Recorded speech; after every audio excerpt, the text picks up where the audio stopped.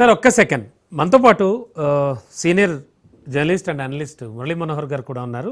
సార్తో మాట్లాడదాం. Sir good afternoon.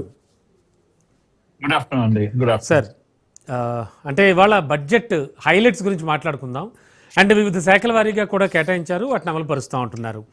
And ఓవరాల్గా చూస్తే కనుక బడ్జెట్ పాఠం వింటే మీకేమనిపించింది?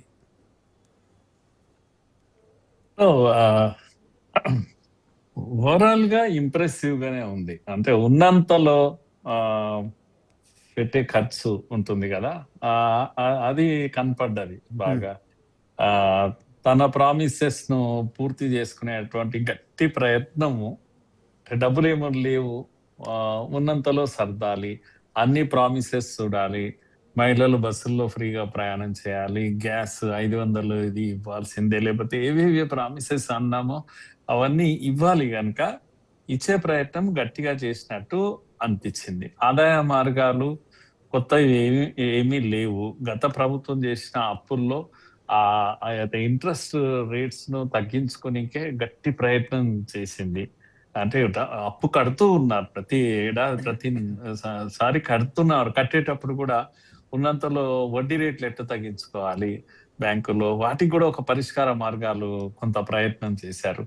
అలా పొదుపు ఒకవైపు, వడ్డీ రేట్లను తగ్గించుకునే ప్రయత్నాలు ఒకవైపు, ఖర్చు తగ్గించుకునే ప్రయత్నం ఒకవైపు, ప్రామిసెస్ ను అలాగే కీపప్ చేసేటువంటి ఒక ఎఫర్ట్, గట్టి ఎఫర్ట్ అయితే చేస్తుంది. కానీ అట్ ది సేమ్ టైం ఏమన్నా సంపాదన మార్గాలు అంటే పెద్ద ఎక్కువ ఏం కనపడడం లేదు.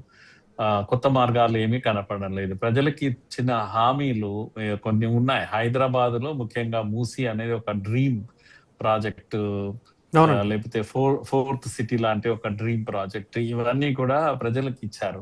ఇవి ఎట్లా ఫుల్ఫిల్ చేస్తాము ఏంది అనేది ఇప్పుడు బడ్జెట్ ఎక్కడి నుంచి తెస్తామనేది కూడా ఒక ప్రయత్నం. కానీ కేంద్రంతో సఖ్యతగా ఉంటూ, కాంగ్రెస్ ప్రభుత్వం అయ్యి ఉండి కూడా కేంద్రంతో సఖ్యంగా ఉంటూ గత ప్రభుత్వం కన్నా కాస్త ఎక్కువ సాధించుకొచ్చామేమో అని కూడా చెప్తూ ఉంది కాంగ్రెస్.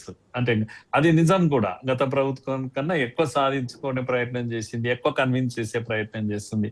కేంద్ర పథకాలను సరిగ్గా ఉపయోగించుకొని మరింత కేంద్ర సహకారాన్ని తీసుకునే ప్రయత్నము కాంగ్రెస్ ప్రభుత్వం అయ్యి ఉండి చేయడం అనేది రేవంత్ రెడ్డి యొక్క గొప్ప ఎక్సర్సైజ్ అని అనిపించింది నాకు. ఎక్కువ పెట్టుబడులు తెచ్చే ప్రయత్నం కూడా రేవంత్ రెడ్డి చేశాడు.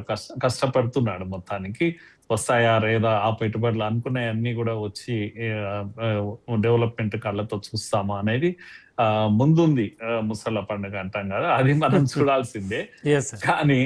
కానీ ఇప్పటికిప్పుడు మనం కామెంట్ చేయాలంటే బడ్జెట్ లో మాత్రం గట్టి ఎక్సర్సైజ్, గట్టి ప్రయత్నము, అన్నిట్లో నిలబడే ప్రయత్నం అయితే కనపడుతుంది మనకి.